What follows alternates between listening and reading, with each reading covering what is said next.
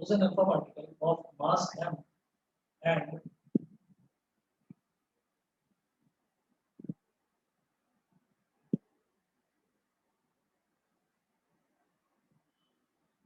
suppose an alpha particle of mass m and initial velocity small v moves directly towards the center of the nucleus of an atom.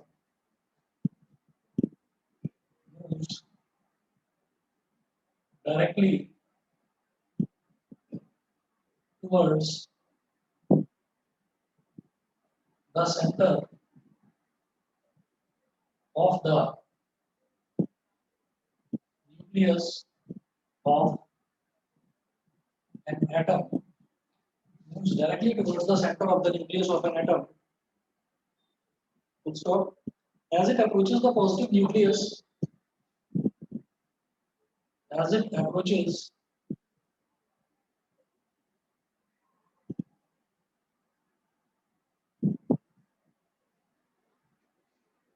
as it approaches the positive nucleus, it experiences Coulombic repulsion. As it approaches the positive nucleus,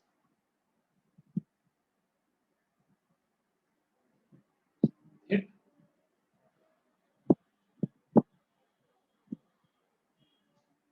as it approaches the positive nucleus, it experiences Coulombic repulsion and its kinetic energy. It experiences Coulombic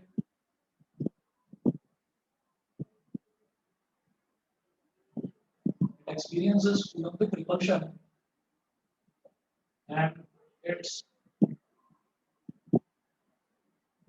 experiences Coulombic repulsion and its kinetic energy gets progressively converted into electrical energy. Gets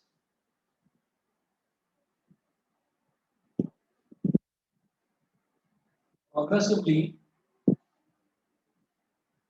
converted into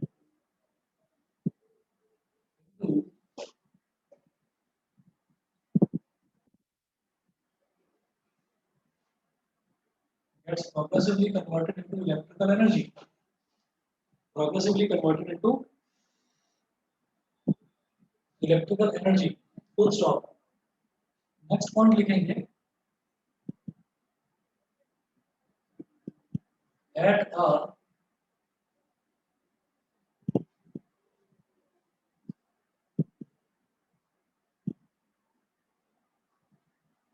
at a certain distance r naught from the nucleus, at a certain distance r naught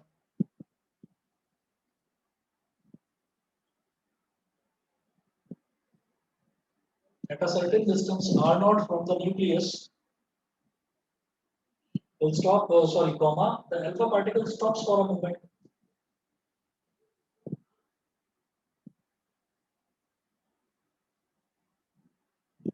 The alpha particle stops for a moment. The alpha particle stops for a moment and then begins to retrace its path, and then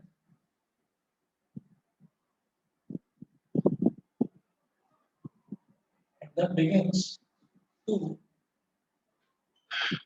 retrace its path.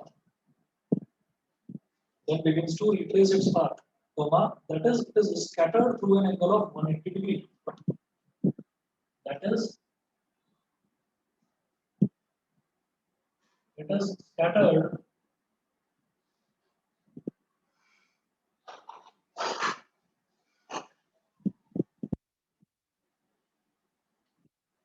it is scattered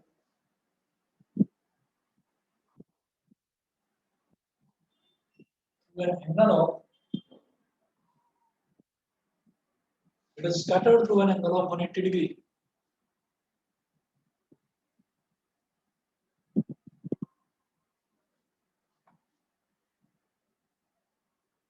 पहले note कर लीजिए फिर समझाऊंगा एक एक चीज. The distance r naught is called the distance of closest approach.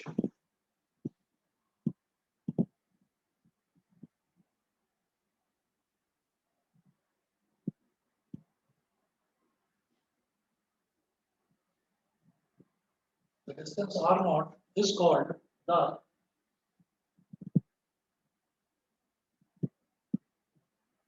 distance of closest approach.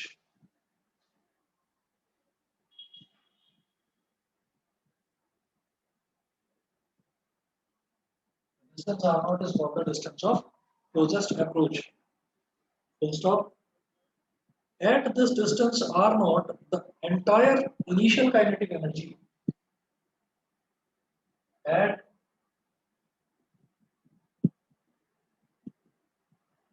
this distance r naught, the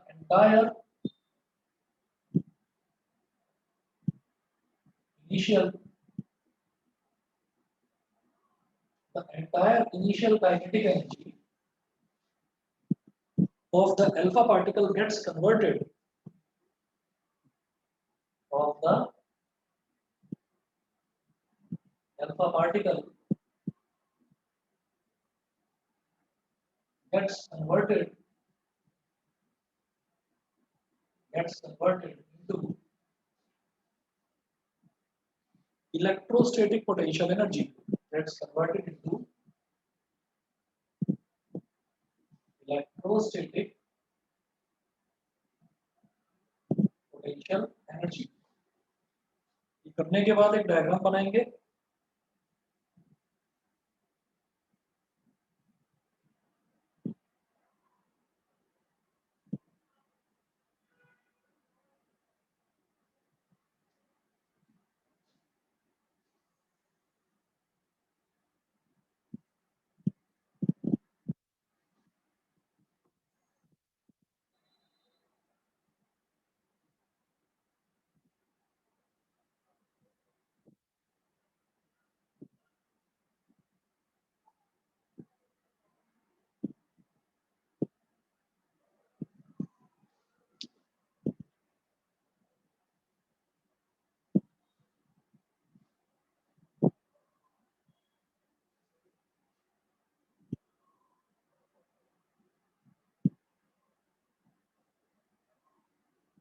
ये है न्यूक्लियस.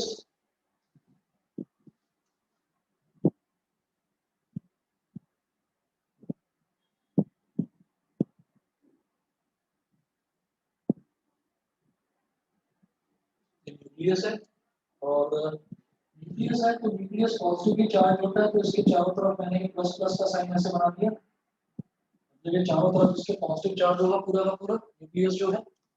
उसके बाद मैंने बोला यहाँ पर एक अल्फा पार्टिकल ऐसे आएगा.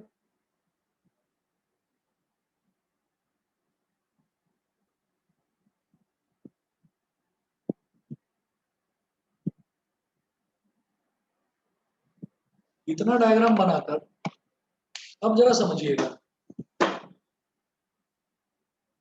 देखो यहाँ पर डिस्टेंस ऑफ क्लोजेस्ट अप्रोच इतना नोट कर दिया, ये बताइए.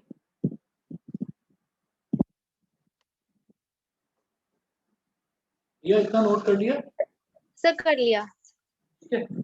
अच्छा अब जरा देखिएगा कि इसमें जो है सबसे पहले ये दे रखा है, suppose an alpha particle of mass small m and initial velocity small v moves directly towards the centre of the nucleus of an atom. कोई हमारे पास एटम है और उस एटम का जो सेंटर है, सेंटर में ही न्यूक्लियस होता है. तो आप ये समझिएगा कि कोई एक अल्फा पार्टिकल है, उस अल्फा पार्टिकल का मास स्मॉल m है और वो न्यूक्लियस की तरफ बढ़ता है, moves directly towards the centre of the nucleus of an atom. As it approaches the positive nucleus, it experiences Coulomb repulsion and its kinetic energy gets progressively converted into electrical energy. वो एक kinetic energy के साथ बढ़ता है nucleus की तरफ. मैंने कहा ये जो मैंने एरो दिखाया है ना, ये एरो किसका है? ये अल्फा पार्टिकल का एरो है. यहाँ से एक अल्फा पार्टिकल आ रहा है. ये जो अल्फा पार्टिकल है, अल्फा पार्टिकल बढ़ा यहाँ पर न्यूक्लियस की तरफ बढ़ा, और न्यूक्लियस जो है, न्यूक्लियस क्योंकि पॉजिटिवली चार्ज है और जो अल्फा पार्टिकल होता है, अल्फा पार्टिकल भी पॉजिटिवली चार्ज होता है, तो वो भी पॉजिटिव और वो भी पॉजिटिव, तो पॉजिटिव पॉजिटिव को रिपेल करेगा. तो अल्फा पार्टिकल जिस काइनेटिक एनर्जी के साथ जा भी रहा था ना उसकी तरफ, उसकी सारी की सारी काइनेटिक एनर्जी इलेक्ट्रिक एनर्जी में कन्वर्ट हो जाएगी और ये उस तक पहुंच नहीं पाएगा, क्योंकि वो इतना ज्यादा पॉजिटिवली चार्ज है, न्यूक्लियस और अल्फा भी पॉजिटिवली चार्ज है, वो दूर से ही उसको रिपेल कर देगा। एक इंस्टेंट के लिए अल्फा पार्टिकल रुकेगा और रुकने के बाद जिस रास्ते आया है उसी रास्ते उसको लौटना पड़ेगा, बिकॉज ऑफ रिपल्सिव फोर्सेस, जो पॉजिटिव और पॉजिटिव के बीच में रिपल्सिव फोर्सेस लगती है। देखिए ये लिखा हुआ है at a certain distance R naught from the nucleus, nucleus से एक डिस्टेंस होगा आर नॉट, ये न्यूक्लियस है, आप न्यूक्लियस के सेंटर से और यहाँ तक का, हमने ये कहा कि एक डिस्टेंस ऐसा आएगा R naught, R naught distance जब रह जाएगा ना न्यूक्लियस से इस अल्फा पार्टिकल का, ठीक, ये अल्फा पार्टिकल ऐसे आया तो यहाँ से और यहाँ के बीच का जब डिस्टेंस आर नॉट रह जाएगा तो तब वो एक इंस्टेंट के लिए रुकेगा अल्फा पार्टिकल, और रुकने के बाद वापस जिस रास्ते आया है उसी रास्ते वापस लौट जाएगा। और ये जो स्मॉल डिस्टेंस है, this distance is called distance of closest approach, ठीक है। तो at a certain distance r naught from the nucleus the alpha particle stops for a moment, एक मोमेंट के लिए रुका, and then begins to retrace its path, that is it is scattered through an angle of 180 degree, ठीक है। 180 degree कैसे कि पहले ऐसे जा रहा था और फिर वापस घूम गया ऐसे, तो पूरा का पूरा कितना एंगल घूम गया, पूरा 180 डिग्री एंगल घूम के वापस इस रास्ते जाने लगा। The distance r naught is called the distance of closest approach, and this distance r naught, the entire initial kinetic energy of the alpha particle gets converted into electrostatic potential energy। तो जितनी भी इसमें kinetic energy थी alpha particle में, वो सारी की सारी इलेक्ट्रोस्टैटिक यानी कि इलेक्ट्रिक पोटेंशियल एनर्जी में कन्वर्ट हो जाती है। यहाँ तक समझ में आ गया? Yes sir. ठीक है, चलिए आगे बढ़ता हूँ मैं। उसके बाद हम ये कहेंगे कि जो अल्फा पार्टिकल होता है, अल्फा पार्टिकल बेसिकली एक हीलियम आयन होता है। हीलियम में दो ही इलेक्ट्रॉन होते हैं, दोनों इलेक्ट्रॉन को वो डोनेट कर देता है हीलियम, ठीक है। तो जब उन्होंने दोनों इलेक्ट्रॉन को डोनेट कर दिया तो उसके ऊपर चार्ज आ गया बेटा +2e। जो इलेक्ट्रॉन डोनेट करता है वो कैटायन बनाता है, तो उसके ऊपर चार्ज कितना आ गया, +2, और 2e का मतलब क्या है, इलेक्ट्रॉन्स, क्योंकि उसने दो इलेक्ट्रॉन्स डोनेट करे। तो हम लिखेंगे यहाँ पर ये charge on an alpha particle, हम लिखेंगे know that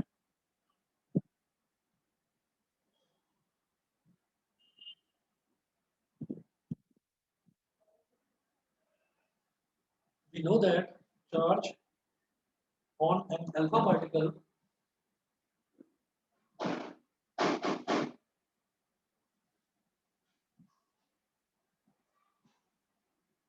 we know that charge on an alpha particle q1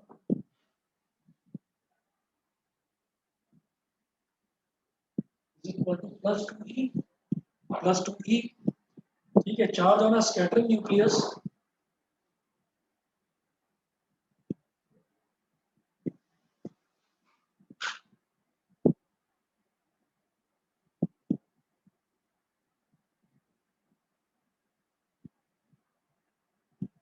इसको q2 बोल दीजिए, ये हो जाएगा प्लस का ze, ठीक है, प्लस का ze। ये प्लस का z का मतलब क्या है, z हम जानते हैं कि z जो है ये स्टैंडर्ड नोटेशन है किसके लिए, एटॉमिक नंबर के लिए। एटॉमिक नंबर क्या होता है, एटॉमिक नंबर का मतलब होता है कि किसी में भी नंबर ऑफ प्रोटॉन्स कितने हैं। तो जो अगर मान लीजिए मैं सोडियम की बात करूं तो सोडियम का एटॉमिक नंबर है 11। 11 का मतलब क्या है कि उसके अंदर प्रोटॉन्स उतने ही हैं, जितने उसके अंदर प्रोटॉन्स होते हैं उतने ही इलेक्ट्रॉन्स होते हैं, ठीक है। तो अगर हम एटॉमिक नंबर को कहें कि वो नंबर ऑफ इलेक्ट्रॉन्स है तो वो भी पूरी तरह से गलत नहीं होगा अनटिल एंड अनलेस हम किसी आयन की बात ना कर रहे हैं। हम क्योंकि नॉर्मल एटम की बात कर रहे हैं तो नॉर्मल एटम में हमारा इलेक्ट्रॉन, नंबर ऑफ प्रोटॉन्स और एटॉमिक नंबर तीनों सेम होते हैं, ठीक है, तीनों इक्वल होते हैं। तो अगर मान लीजिए कोई न्यूक्लियस है, उस न्यूक्लियस में प्रोटॉन्स कितने होंगे, उसके एटॉमिक नंबर के बराबर। उसमें आपने एक इलेक्ट्रॉन का चार्ज मल्टीप्लाई कर दिया। तो ऐसा मैं क्यों कर रहा हूँ, ऐसा हम इसलिए कर रहे हैं क्योंकि एक इलेक्ट्रॉन का जो चार्ज होगा और जो सारे इलेक्ट्रॉन्स का चार्ज होगा, तो सारे इलेक्ट्रॉन्स को आप मल्टीप्लाई कर देंगे ना एक इलेक्ट्रॉन के चार्ज से, तो टोटल चार्ज निकल आएगा। तो charge on a scattering nucleus is equal two plus का Ze। बताइए क्लियर है इतना, इतना क्लियर है, यस चले आगे, ठीक है, यस सर। है ना। ये हो गया बेटा Q1 और Q2, where where where capital Z is atomic number.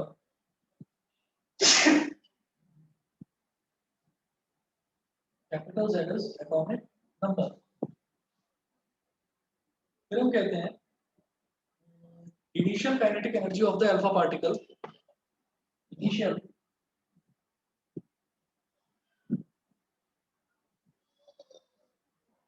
kinetic energy of the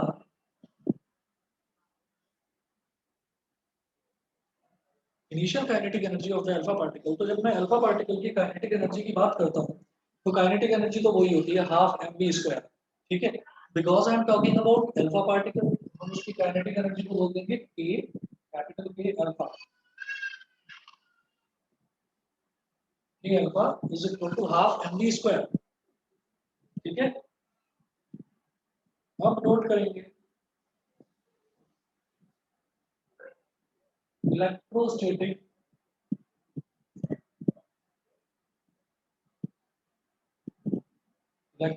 potential energy of alpha particle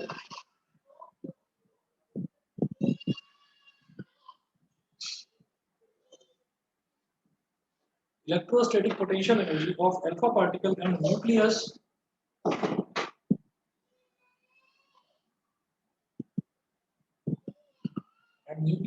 at distance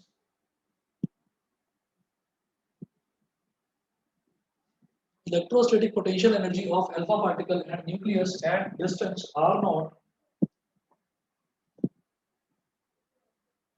is u is equal to k into q1 q2 upon r0। तो जो potential energy होती है ना, जो हम electrostatic यानी कि electric potential energy की बात करते हैं, वो होता है बेटा k into q1 q2 upon r0। k into q1 q2 upon r0। अब ये जो k है इसकी वैल्यू भी मैं जानता हूँ। k को हम क्या बोलते हैं 1/4 pi epsilon not. 1/4 pi epsilon not की भी एक अपने आप में फिक्स वैल्यू होती है 9 × 10⁹ ठीक है, तो अभी उसको नोट करेंगे। तो k into q1 q2 upon r0 ये जो है ये क्या होता है कि दोनों जो चार्जेस हैं यहाँ तक आया अल्फा पार्टिकल, यहाँ पर आकर एक मोमेंट के लिए रुका, ये न्यूक्लियस है, न्यूक्लियस के चार्ज को मैंने बोल दिया q2 which is equal to Ze। ठीक है, अल्फा पार्टिकल के चार्ज को मैंने बोल दिया q1 which is equal to 2e।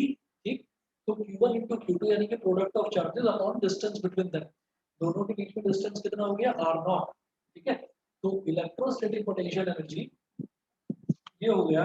फिर मैं कहूंगा भाई अब इसकी वैल्यू डाल दीजिए आप, u कितना हो गया k मल्टीप्लाइड बाय q1 की जगह आप लिखेंगे 2e मल्टीप्लाई बाय q2 की जगह आप लिखेंगे z into t upon r0। तो u की वैल्यू हो गई k twice z e square upon r0। यहाँ तक clear?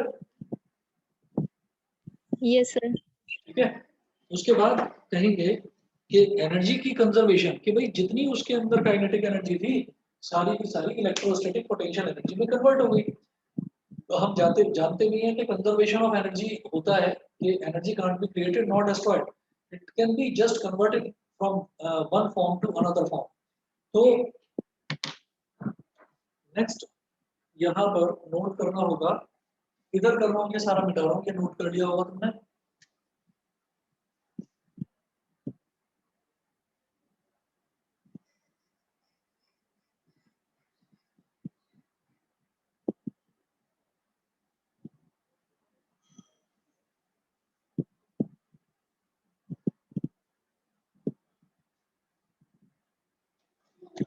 by conservation of energy, अच्छा बेटा बस 1 मिनट वेट करो, मैं 1 मिनट में आ रहा हूँ भैया, 1 मिनट में आ रहा हूँ। हाँ जी, आगे कंटिन्यू करते हैं इसको। तो by conservation of energy, energy conservation से हम ये कहेंगे कि जितनी उसकी काइनेटिक एनर्जी थी ना, वो जब लौटेगा तो उसकी पोटेंशियल एनर्जी भी उतनी ही होगी। ठीक, तो ये क्या हो जाएगा, काइनेटिक एनर्जी थी k अल्फा और पोटेंशियल एनर्जी कितनी हो गई u। तो इसमें by conservation of energy next note करेंगे, by conservation of energy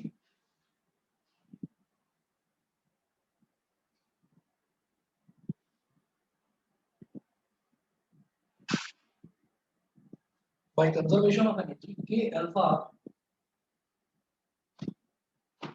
is equal to u. अब k alpha क्या है, half mv square is equal to u कितना है, k into 2z square upon r not. ठीक है. अच्छा, अब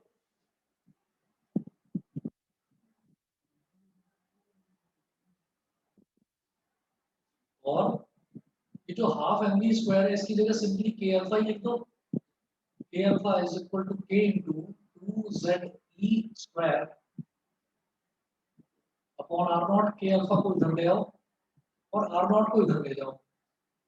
तो R naught is equal to capital K into twice of Z E square upon K alpha. ठीक है.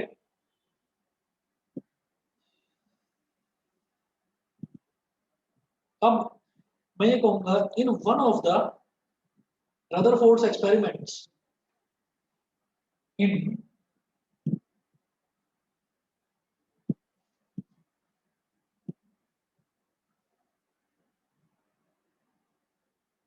in one of the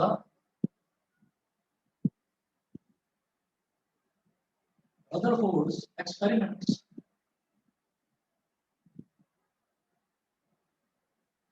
in one of the Rutherford's experiments, alpha particles of energy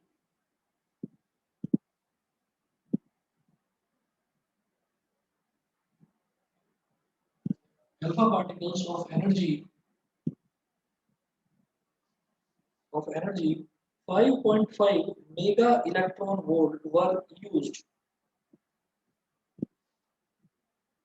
5.5 capital M small e v. Small e क्या होता है, electron. Mega electron volt. In one of the Rutherford's experiments, alpha particles of energy 5.5 mega electron volt 5.5 mega electron volt were used.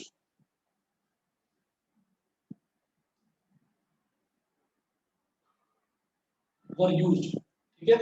तो हम ये कहेंगे कि चलो Rutherford के एक एक्सपेरिमेंट में जो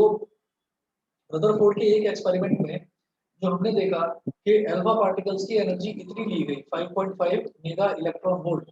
तो इसका मतलब क्या है, के अल्फा क्या हो गया, K alpha is equal to 5.5 mega electron volt. That is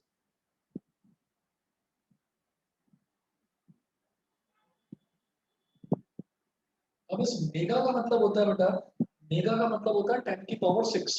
जैसे माइक्रो का मतलब 10 की पावर -6 होता है, ऐसे मेगा का मतलब कैपिटल एम का मतलब होता है 10 की पावर 6. तो अब हमें क्या करना होगा नेक्स्ट, देखिए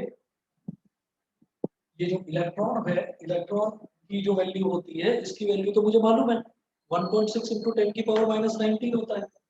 ये हो गया 5.5 और इलेक्ट्रॉन का कितना होता है 1.6 इंटू 10 की पावर -19 और मेगा का मतलब क्या होता है 10 की पावर 6. ये हो गया 5.5 इंटू 1.6 इंटू 10 की पावर कितना -7, नहीं गलत बोल रहा हूँ, -13. 19 -6 13 हो गया, तो माइनस का 13 और ये हो गया जूल. ठीक है. और जो हमने रदरफोर्ड का एक्सपेरिमेंट करा था, रदरफोर्ड के एक्सपेरिमेंट में हमने बीच में अल्फा पार्टिकल स्कैटरिंग एक्सपेरिमेंट जो था उसमें हमने बीच में गोल्ड फॉइल लिया था. तो गोल्ड फॉइल का मतलब कि मुझे गोल्ड का एटॉमिक नंबर की जरूरत पड़ेगी. ठीक. तो हम ये कहते हैं यहाँ पर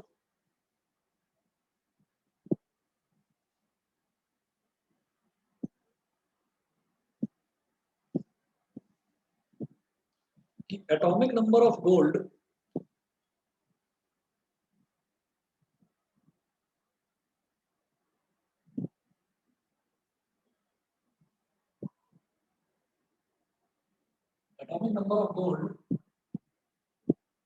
यानी कि Z Z हो गया 79. एटॉमिक नंबर होता है गोल्ड का 79. Atomic number of gold Z is equal to 79. Therefore R naught is equal to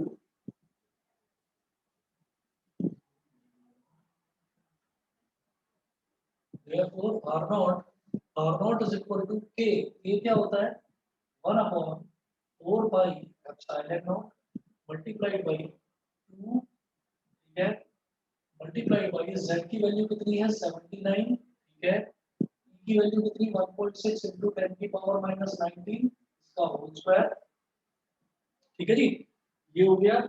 उसके बाद जो ये k अल्फा है, k अल्फा की वैल्यू हमने ये निकाली 5.5 into 1.6,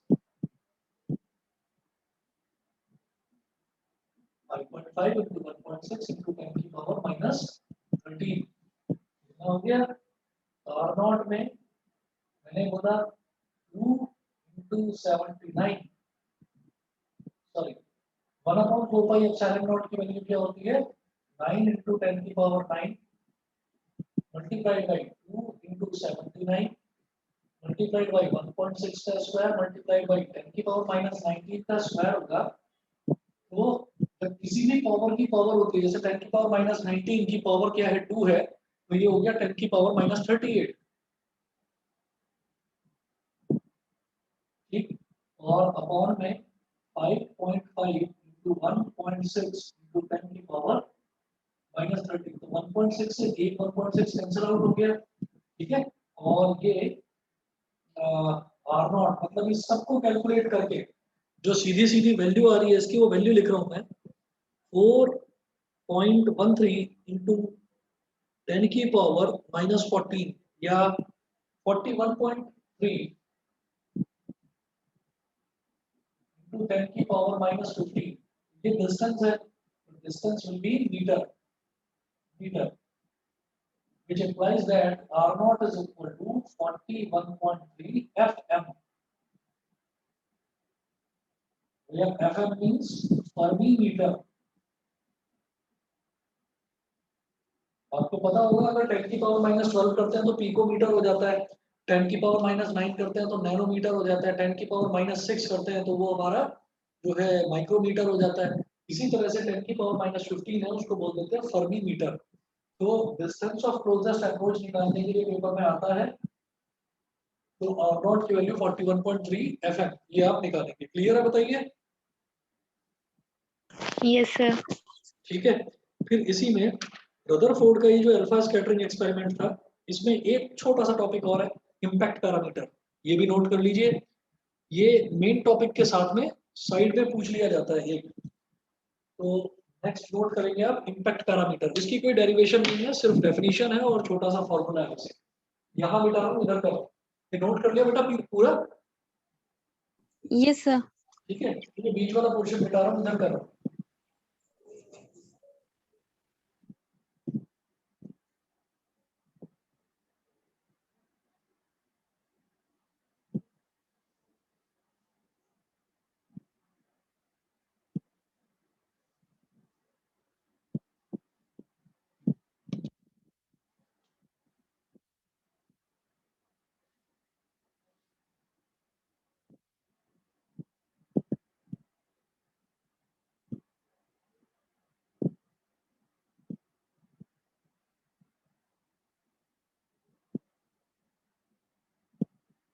इम्पैक्ट पैरामीटर,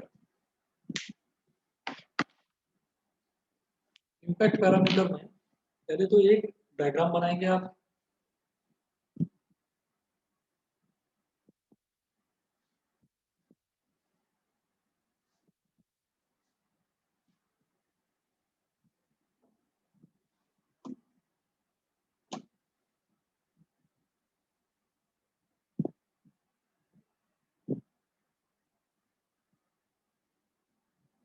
न्यूक्लियस के सेंटर की तरफ जाती हुई एक स्ट्रेट लाइन बनाएंगे, फिर न्यूक्लियस से टेंजेंशियली निकलती हुई एक स्ट्रेट लाइन बनाएंगे,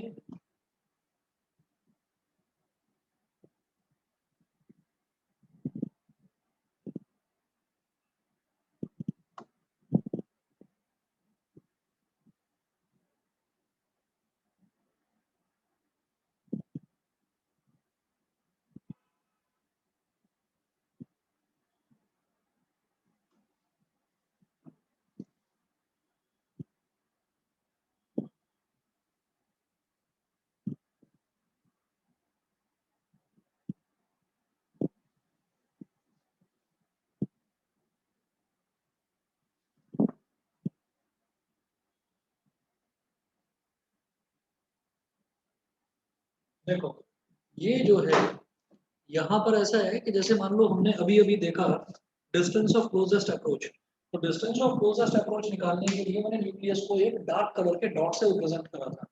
अब हम देख रहे हैं यहाँ पर कि इम्पैक्ट पैरामीटर कैलकुलेट करेंगे। इम्पैक्ट पैरामीटर में क्या है कि जैसे मान लीजिए ये न्यूक्लियस है, न्यूक्लियस के सेंटर की तरफ जाती हुई मैंने एक डॉटेड लाइन बना दी, एक स्ट्रेट लाइन। अब इसके बाद इसके बाद हमने क्या करा कि टेंजेंशियली जाते हुए भी हमने एक अल्फा पार्टिकल को दिखाया। अल्फा पार्टिकल जो exactly centre of the nucleus की तरफ जा रहा है, वो तो थोड़ी दूरी पर जाकर रुकेगा और रुक के वापस लौट जाएगा, 180 डिग्री रिट्रेस कर लेगा अपना पाथ। ठीक है, जिस रास्ते आया उसी रास्ते वापस लौट जाएगा, जो डायरेक्टली उसके सेंटर की तरफ जा रहा है। लेकिन जो सेंटर से थोड़ा दूरी पर जा रहा है, तो इसका मतलब वो न्यूक्लियस से टकरा तो पाएगा नहीं, लेकिन क्योंकि न्यूक्लियस के आसपास ही पॉजिटिव चार्ज बहुत होता है, तो वो डेविएट होकर ऐसे चला जाएगा, ये कोई भी एंगल पर डेविएट होकर, फॉर एग्जांपल वो एंगल थीटा है, थीटा एंगल पर डेविएट होकर चला जाएगा। तो अगर कोई भी अल्फा पार्टिकल अपना पाथ रिट्रेस ना करे, मतलब वापस उस रास्ते ना लौटे, क्योंकि जो डेविएशन होता है कि डेविएट होकर आगे की तरफ ही चला जाए लेकिन थोड़ा डेविएट होकर, तो वो जो डिस्टेंस होता है ना सेंटर ऑफ द न्यूक्लियस से, उस डिस्टेंस को बोल देते हैं इम्पैक्ट पैरामीटर। समझ गए? Yes, sir. समझ गए? ठीक है। तो अगर कोई भी अल्फा पार्टिकल वो डायरेक्टली न्यूक्लियस के सेंटर की तरफ ना आकर थोड़ा गैप से जाए, कि जैसे टेंजेंशियल डायरेक्शन में जा रहा हो उसके, कि जस्ट टच करता हुआ निकल जाए, तो टच तो कर नहीं पाएगा क्योंकि रिपल्सिव फोर्सेस होगी। ठीक, तो थोड़ा उससे पहले से ही वो ऐसे डेविएट हो जाएगा थ्रू एन एंगल थीटा, और ये जो डिस्टेंस है perpendicular distance, this is called impact parameter. Note करिएगा इसकी definition. The impact parameter is defined as the perpendicular distance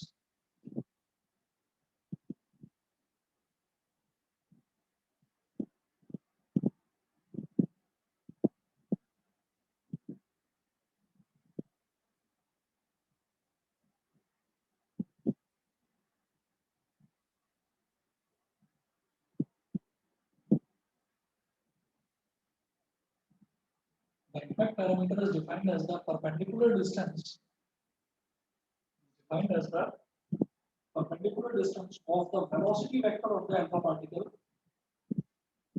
of the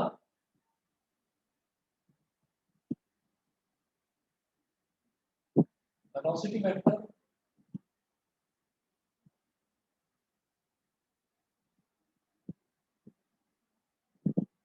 of the velocity vector of the alpha particle from the center of the nucleus.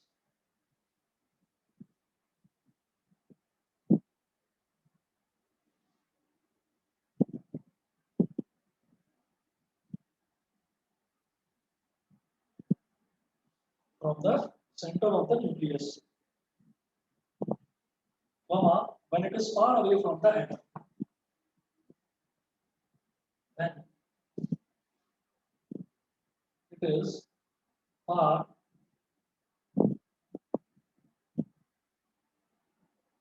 away from the atom.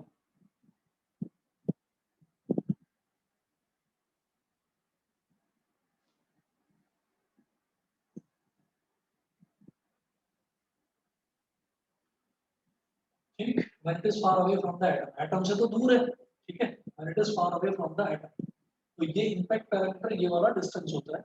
उसके बाद इसका एक जो वो है formula है, वो formula लिख लीजिए।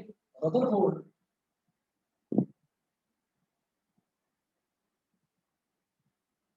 Rutherford deduced the following relationship।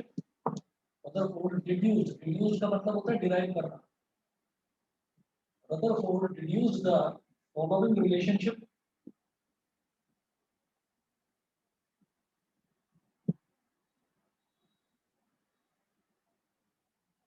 Rutherford deduced the following relationship between the impact parameter B and the scattering angle theta।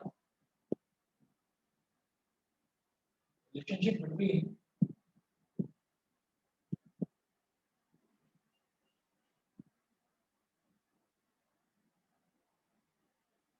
the impact parameter B and scattering angle theta, scattering angle theta के बीच में उसने एक important relationship derive करी थी। उसका derivation हमारे course में नहीं है, बस उसका फॉर्मूला लिख लीजिए। अगर इम्पैक्ट पैरामीटर पूछा जाता है तो वो फॉर्मूला मेंशन कर देना।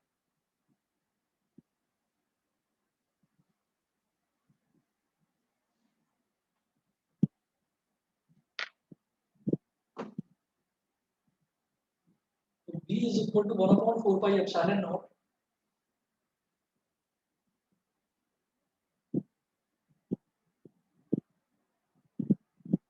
is equal to 1/4 pi epsilon naught ZE square cot theta by 2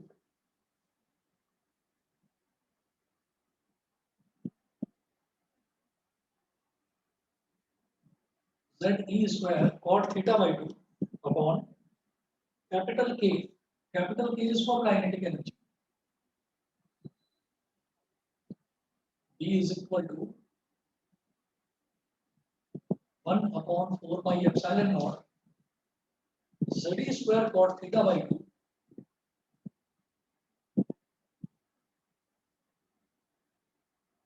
upon half mv square.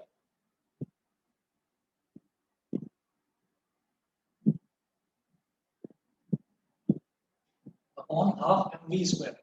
ठीक है, बस ये रिलेशनशिप याद रख दी, इसका डेरिवेशन वगैरह कुछ नहीं। ठीक है जी, यहाँ तक क्लियर है? Yes, sir. ठीक है, उसके बाद नेक्स्ट है Rutherford's model of an atom and it's limitations. अगला है रदरफोर्ड मॉडल, तो हेडिंग डालेंगे रदरफोर्ड्स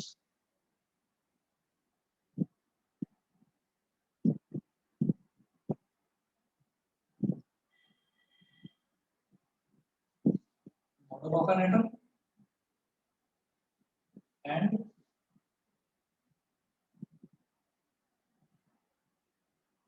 इट्स लिमिटेशंस। रदरफोर्ड का मॉडल, फिर रदरफोर्ड ने एटम को किस तरह से एक्सप्लेन करा था, Rutherford model of an atom and it's limitations, और उसकी कुछ कमियां भी थी, तो वो उसके लिमिटेशंस भी देखेंगे। तो वो देखिएगा,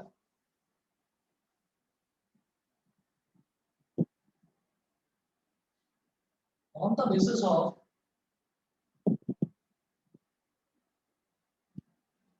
basis of alpha particle scattering experiment, on the basis of alpha particle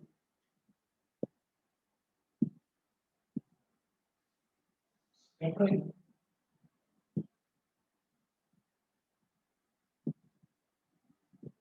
on the basis of alpha particle scattering experiment, Rutherford proposed the following model of an atom. Rutherford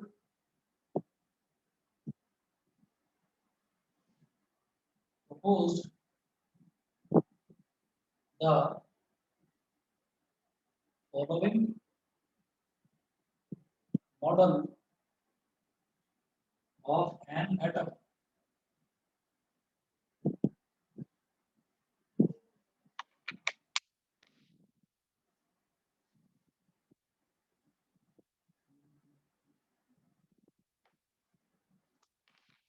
तो फर्स्ट पॉइंट लिखेंगे इसके model का, an atom consists of a small and massive central core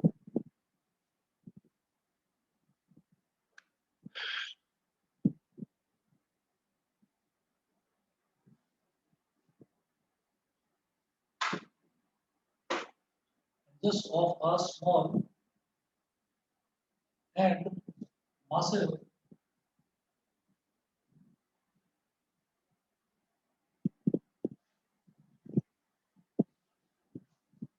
an atom consists of a small and massive central core in which the entire positive charge is almost the whole mass of the atom, which the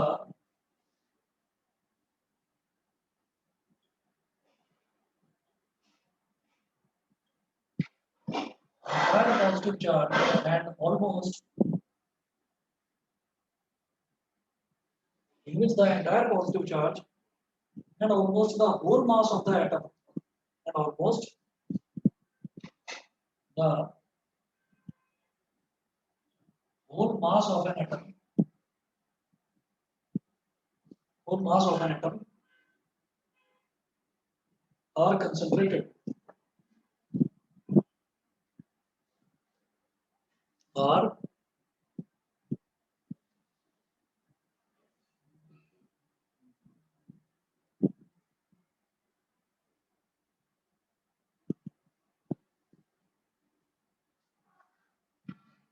concentrated.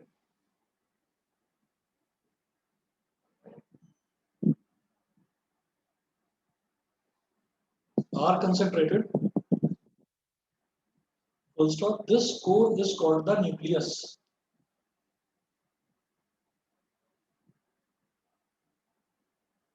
This core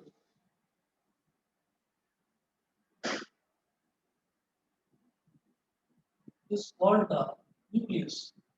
First point ये था Rutherford की theory का. Second, the size of the nucleus is very small.